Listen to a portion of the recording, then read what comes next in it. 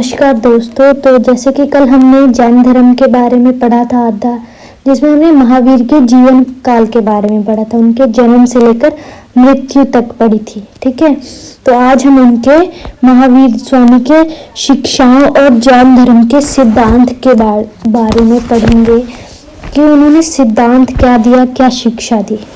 ठीक है, तो ये क्वेश्चन है आपका, उसी क्वेश्चन का सेकंड पार्ट है। तो जैन धर्म या स्वामी महावीर जी की मूल नैतिक शिक्षाओं ने भारतीय संस्कृति को एक ऐसा विरासत दी जिस पर हम आज भी गर्व करते हैं। ठीक है, चलो मैंने इसको शॉर्ट फॉर्म में लिखा है, यहाँ से पढ़ेंगे। महावीर स्वामी की शिक्षाएं और जैन धर्म के सिद्धांत। जैन धर्म में महावीर स्वामी ने हमारी भारतीय संस्कृति को एक ऐसा विरासत दिया जिस पर हम आज भी गर्व करते हैं। ठीक है, उन्होंने एक ऐसी विरासत दी जिन पर हम गर्व कर सकते हैं कि यस, जैन धर्म में हमें ये मिला है, इस विरासत से हम गर्व कर सकते हैं। ठीक है, जैन धर्म के लोगों ने त्रिरत्न, अहिंसा, शुद्ध आचरण और आपसी भाईचारे का पाठ पढ़ाया। अच्छा, जैन धर्म में क्या बताया गया है? उन्होंने त्रिरत्न के बारे में बताया गया। ठीक है, चलो इसको देखते हैं। हाँ, जैन धर्म में किसके बारे में बताया गया है? त्रिरत्न। ये यहाँ पे है ना, त्रिरत्न, अहिंसा, शुद्ध आचरण और आपसी भाईचारे का पाठ पढ़ाया। मतलब कि इन्होंने अहिंसा के मार्ग पे चलना सिखाया है। शुद्ध आचरण, अच्छा व्यवहार करना, एक दूसरे के साथ भाईचारा बना के चलना है। मतलब कि वो लड़ाई के खिलाफ थे, वो हिंसा के खिलाफ थे, वो अहिंसा के साथ थे। ठीक है, इसने मनुष्यों को सादा और पवित्र जीवन व्यतीत करने की प्रेरणा दी। और क्या दिया उन्होंने मनुष्यों को सादा जीवन, मतलब नॉर्मल लाइफ जीने की प्रेरणा दी, शिक्षा दी। ठीक है, और पवित्र आचरण, मतलब कि प्योर लाइफ जीने की शिक्षा दी। अब इसमें जैसे बताया गया था, जैन धर्म के लोगों ने त्रिरत्न के बारे में बताया। तो त्रिरत्न, ये देखो पहला पॉइंट है ना, त्रिरत्न। अब हम ये जानेंगे कि त्रिरत्न होता क्या है। ठीक है, तो आइए हम त्रिरत्न को जानते हैं। जैन धर्म के अनुसार जीवन का अंतिम लक्ष्य मोक्ष, मुक्ति पाना है। अब जैन धर्म के अनुसार जीवन का अंतिम लक्ष्य क्या है? अंतिम लक्ष्य है मोक्ष पाना, मृत्यु पाना। जरूरी नहीं कि जैन धर्म के ही हिसाब से हो, ये हर व्यक्ति का ही अंतिम लक्ष्य होता है। हमारा भी है, आपका भी होगा, है ना। चलो, जैन धर्म के अनुसार इसे प्राप्त करने के लिए प्रत्येक व्यक्ति के लिए त्रिरत्न का पालन करना बहुत जरूरी है। अब इसको हम कैसे प्राप्त कर सकते हैं? जैन धर्म में बताया गया है कि हर व्यक्ति इसको प्राप्त कर सकता है, पर कैसे? त्रिरत्नों का पालन करके। 3 चीजों का पालन करना जरूरी है। ठीक है, तो ये 3 रत्न इस प्रकार है। देखिए, ये रहा पहला रत्न। पहला रत्न क्या है? सच्चा विश्वास। मतलब कि प्रथम रत्न है सच्चा विश्वास। प्रथम रत्न के अनुसार हर व्यक्ति को 24 तीर्थंकरों, 9 सत्यों और उनकी बातों पर पूरा विश्वास, भरोसा रखना चाहिए। जो प्रथम रत्न कहता है सच्चा विश्वास, उसमें जो 24 तीर्थंकर हैं और 9 सत्य हैं, उनकी बात जो है ना, उन पर हमें विश्वास, भरोसा करना चाहिए। जो उसमें लिखा है ना, उस पर भरोसा होना चाहिए। ठीक है, ये हमें पहला रत्न कहता है। अब दूसरा रत्न क्या कहता है? दूसरा रत्न है, ये देखो, दूसरा रत्न क्या है? सच्चा ज्ञान। क्या है? सच्चा ज्ञान। अब दूसरा रत्न क्या कहता है? दूसरे रत्न के अनुसार जैनों को सच्चा और पूर्ण ज्ञान प्राप्त करना चाहिए। यह ज्ञान तीर्थंकरों की शिक्षाओं के गहन अध्ययन से प्राप्त होता है। अब दूसरा रत्न क्या कहता है कि जैनों को सच्चा और पूर्ण ज्ञान, मतलब जो जैन धर्म में बोला गया है वो वाला सच्चा ज्ञान प्राप्त होना चाहिए। और ये कैसे प्राप्त होता है? जो 24 तीर्थंकर थे, तीर्थंकरों की शिक्षाओं के गहन के अध्ययन से, जो उन्होंने शिक्षाओं दी थी उसके अध्ययन से, उसको गहन करना, अध्ययन करना। ठीक है। इस ज्ञान के दो रूप बताए गए हैं। इस ज्ञान के दो रूप बताए गए हैं, मतलब कि सच्चा ज्ञान है। सच्चा ज्ञान के कितने रूप है? दो रूप है, जिन्हें प्रत्यक्ष और अप्रत्यक्ष ज्ञान कहा जाता है। जिन्हें क्या कहा जाता है? प्रत्यक्ष और अप्रत्यक्ष ज्ञान। ठीक है, तो यहाँ पे होगा, ये है प्रत्यक्ष और अप्रत्यक्ष ज्ञान। ठीक है, चलो अब हम इनको जानते हैं कि प्रत्यक्ष ज्ञान क्या होता है, अप्रत्यक्ष ज्ञान क्या होता है। आत्मा के माध्यम से जो ज्ञान प्राप्त होता है उसे प्रत्यक्ष ज्ञान कहते हैं। जो हमारी आत्मा, अंतरात्मा के माध्यम से, जरिए से ज्ञान प्राप्त होता है उसको प्रत्यक्ष आत्मा कहते हैं। और जो इंद्रियों के माध्यम से ज्ञान प्राप्त होता है उसको अप्रत्यक्ष ज्ञान कहते हैं। ठीक है, इंद्रियों के माध्यम से जो ज्ञान प्राप्त होता है उसे अप्रत्यक्ष ज्ञान कहते हैं। इसमें बताया गया है कि ज्ञान 5 तरह की होती हैं। ज्ञान कितने तरह के होते हैं? 5 तरह के होते हैं। कौन कौन से ज्ञान? मति ज्ञान, श्रुति ज्ञान, अवधि ज्ञान, मन पर्याय ज्ञान और केवल ज्ञान, केवल्य ज्ञान, सॉरी। ओके, अब हम इन ज्ञान के बारे में फिर कभी पढ़ेंगे। अब तीसरा रतन है। अब तीसरा रतन क्या कहता है? तीसरा रतन पढ़ेंगे जो कि सच्चा आचरण है। जैन धर्म के अनुसार तीसरा रतन क्या कहता है? तीसरे रतन का नाम क्या है? सच्चा आचरण। तीसरे रतन के अनुसार हर व्यक्ति को सच्चे आचार, चरित्र के अनुसार अपना जीवन बिताना चाहिए।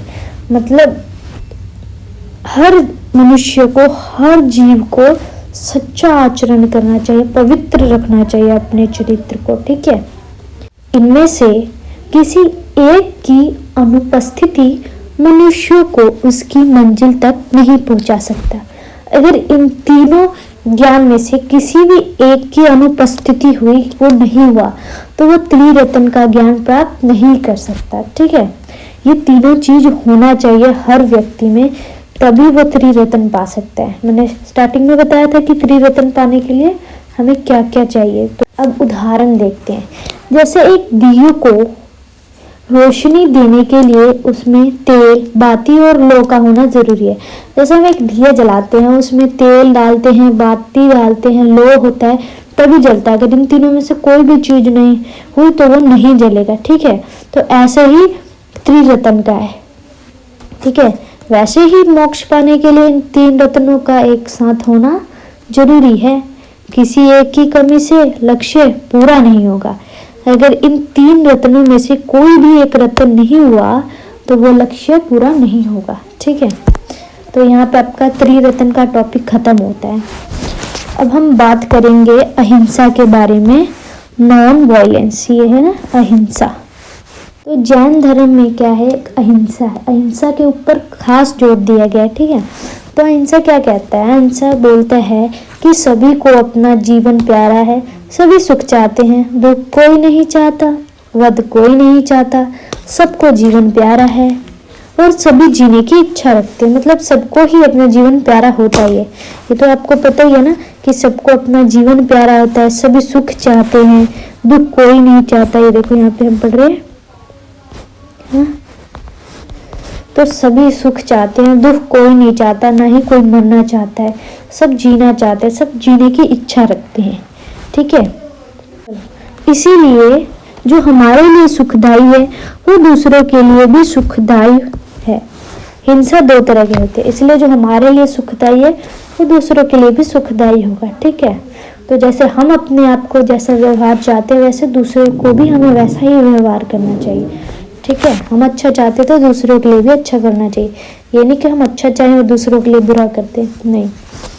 अब इसमें हिंसा के 2 तरीके बताए हैं। ठीक है, एक मन करके हिंसा और एक कर्म करके हिंसा। एक क्या है? मन करके हिंसा और दूसरा कौन सा है? कर्म करके हिंसा।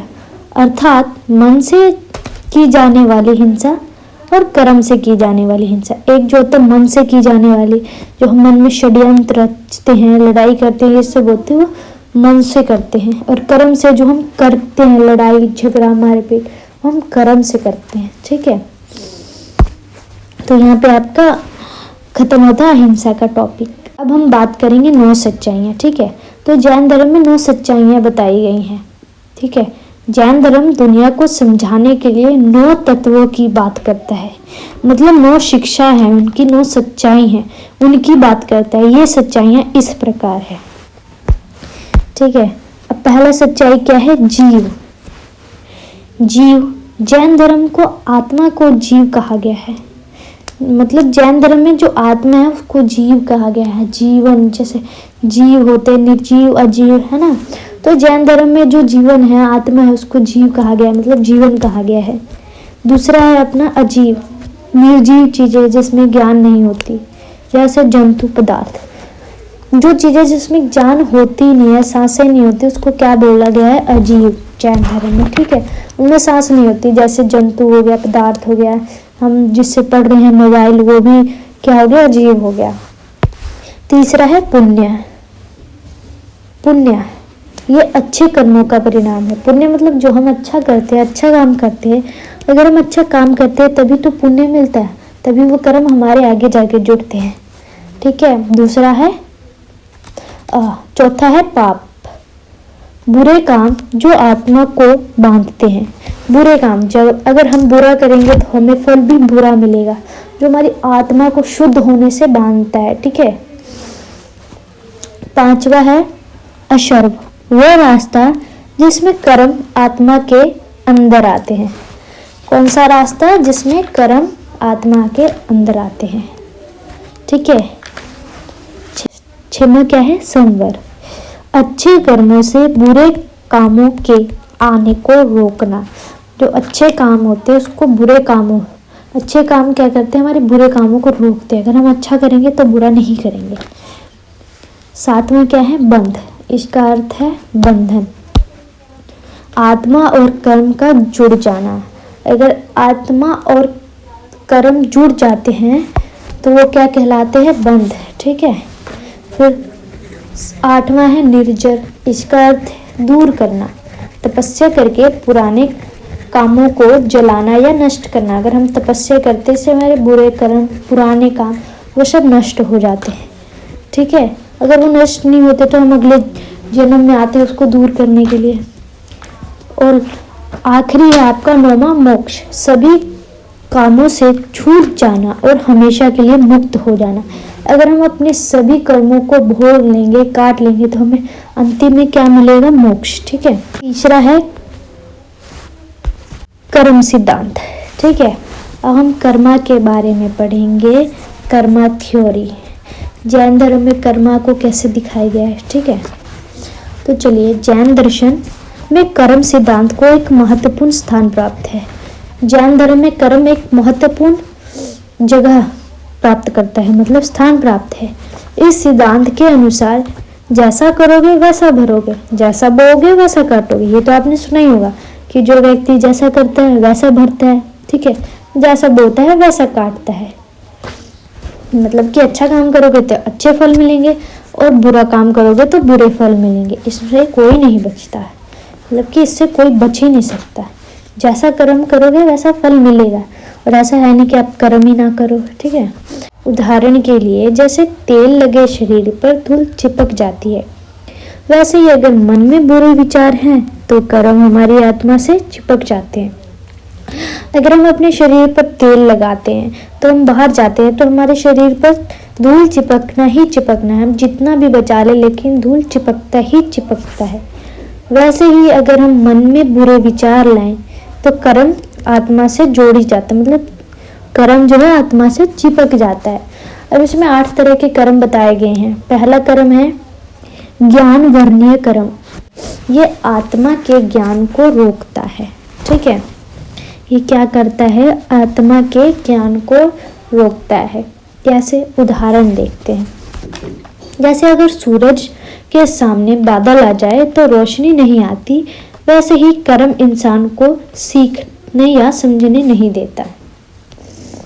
जैसे सूरज के सामने बादल आ जाए तो वह रोशनी नहीं देता, छाया हो जाता है। वैसे ही अगर हमारे आंखों के सामने कर्म आ जाए तो हमें कुछ अच्छा सीखने नहीं देगा, ठीक है, या समझने नहीं देगा। जैसा कर्म आएगा वैसा इंसान सीखेगा। दूसरा है दर्शन वर्णीय कर्म, विश्वास या नजरिए पर पर्दा, हमारे विश्वास या नजर पे पर्दा पड़ जाना, ठीक है। यह आत्मा की इच्छा शक्ति को रोकता है। ये क्या करता है, यह आत्मा को ये क्या करता है, ये आत्मा के इच्छा शक्ति को रोकता है, ठीक है। उदाहरण जैसे कि आंखों पर पट्टी बंधी हो, जैसे कि ये देखो यहाँ एग्जाम्पल है ना, उदाहरण जैसे कि आंखों पर पट्टी बंधी हो तो वह सच नहीं देख पाता। जैसे किसी की आंखों पर पट्टी बंधी हो, ठीक है, तो वह सच नहीं देख पाता। इसी तरह हमें धर्म और सच्चाई पर भरोसा करने से रोकता है ये कर्म, दर्शन वर्णीय कर्म। अब हम तीसरा कर्म पढ़ेंगे। तीसरा कर्म कौन सा है, वेदनीय कर्म, मतलब सुख दुख का एहसास। क्या है, सुख दुख का एहसास। इसी कर्म की वजह से हमें शारीरिक सुख या दुख का महसूस होता है। जो हमारे सुख होते हैं, हमें दुख होते हैं, वे महसूस होते हैं, वो किस कर्म से होते हैं, वेदनीय कर्म से, ठीक है। उदाहरण, अगर आपने अच्छे कर्म किए हैं तो आपको आराम और खुशी मिलेगी, अगर आपने बुरे कर्म किए हैं तो आपको बीमारी या दर्द मिलेगा। फोर्थ है आपका मोहनीय कर्म, जो मोह लेता है, मोह माया में फंसाना, जो हमें मोह माया में फंसा देता है। ये सबसे खतरनाक कर्म माना जाता है जैन धर्म में, ठीक है। ये इंसान को सही गलत का फर्क भुला देता है और मोह माया, गुस्सा या लालच में फंसा देता है।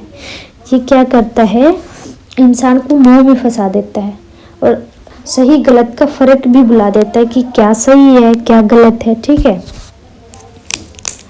पांचवा है आयु कर्म, उम्र तय करना। ये कर्म आपकी उम्र तय करता है कि आप कितने साल के लिए जिएंगे। यह तय करता है कि आप इस जन्म में कितने साल जिएंगे, ठीक है। छठवां है आपका नाम कर्म, मतलब शरीर और पहचान। ये क्या तय करता है, ये तय करता है कि आपका शरीर कैसा होगा, सुंदर होगा, कुरूप होगा, लंबा होगा या छोटा मोटा पतला, जैसा भी होगा। ये कौन सा कर्म करता है, नाम कर्म, ठीक है। अब सातवां कर्म कौन सा है, गोत्र कर्म। गोत्र मतलब कुल या परिवार। ये तय करता है कि आप किस परिवार, जाति या देश में जन्म लेते हैं। आपका जाति कौन सा होगा, आपका परिवार कौन सा होगा, ठीक है।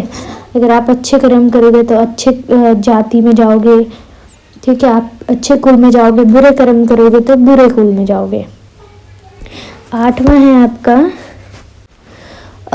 अंतराय कर्म, मतलब रुकावट डालने वाला। ये कर्म आपके अच्छे कामों में बाधा डालता है, ठीक है। अधिकांतवाद, ठीक है, ये जैन धर्म का बहुत प्रसिद्ध दर्शन है। इसका मतलब है कि सच्चाई को देखने के कई अलग अलग नजरिए होते हैं। कोई सच्चाई को किसी तरह से देखता है, कोई किसी तरह से देखता है, ठीक है। उदाहरण के लिए हम एक लड़का लेते, एक लड़का, वो किसी का बेटा है, किसी का भाई है और किसी का मित्र है, ठीक है, कुछ भी हो सकता है। सबका नजरिया देखने का अलग है, ठीक है। उसके बाद है आपका 5 अनुव्रत। क्या है, 5 अनुव्रत। जैन धर्म में जीने के लिए 5 कस्मों, नियमों का पालन करना जरूरी है, ठीक है। 5 अनुव्रत में आपको अगर जैन धर्म में जीना है तो उसमें आपको 5 कस्मों का पालन करना जरूरी है। पहला कसम क्या है, अहिंसा, किसी को चोट ना पहुंचाना। दूसरा क्या है, हमें हमेशा सच बोलना चाहिए, चोरी ना करना चाहिए और बिना दी हुई चीज नहीं लेनी चाहिए किसी से, ठीक है। उसे अपने पास धन नहीं रखना चाहिए, ज्यादा धन नहीं रखना चाहिए, जितना जरूरत उतना ही धन रखना चाहिए। और 5वां क्या है, उसे ब्रह्मचर्य का पालन करना चाहिए, ठीक है। उसके बाद हम पढ़ेंगे अब शुद्ध आचरण, गुड कैरेक्टर। स्वामी महावीर ने शुद्ध आचरण को विशेष महत्व दिया है। हम स्टार्टिंग से लेकर एंड तक यही पढ़ रहे हैं कि शुद्ध आचरण, अच्छे विचार, ठीक है, आचार चरित्र अच्छा रखो, ठीक है। उन्होंने कहा है कि हमें चोरी, झूठी चुगली, लालच आदि बुराइयों से दूर रहना चाहिए, ठीक है। 8वां है आपका 24 तीर्थकर। जैन धर्म में कितने तीर्थकर हुए हैं? 24। तो 24 तीर्थकर के हिसाब से जैन धर्म में मानने वालों लोगों को 24 तीर्थकर की पूजा करनी चाहिए। मतलब उन पूजा करनी चाहिए कि मतलब उनकी बातें माननी चाहिए। जो हमारे 24 तीर्थकर हुए ना, उनकी बातें माननी चाहिए, जो लोग भी जैन धर्म को मानते हैं। 9वां है समानता में विश्वास। और जैन धर्म है ना, वो सबको बराबर मानता है। जैन धर्म के अनुसार सभी लोग बराबर हैं, इसलिए मनुष्य को ऊंच नीच अमीर गरीब में भेदभाव नहीं करना चाहिए। बहुत लोग करते हैं लेकिन नहीं करना चाहिए। ये हमारे जैन धर्म की शिक्षाएं बताते हैं। ये है जैन धर्म के कुछ सिद्धांत, ठीक है, जो आप अपने पेपर में लिख सकते हैं। आज के लिए धन्यवाद। फिर मिलेंगे अगली वीडियो में। अच्छा लगा तो लाइक सब्सक्राइब जरूर करिएगा। धन्यवाद।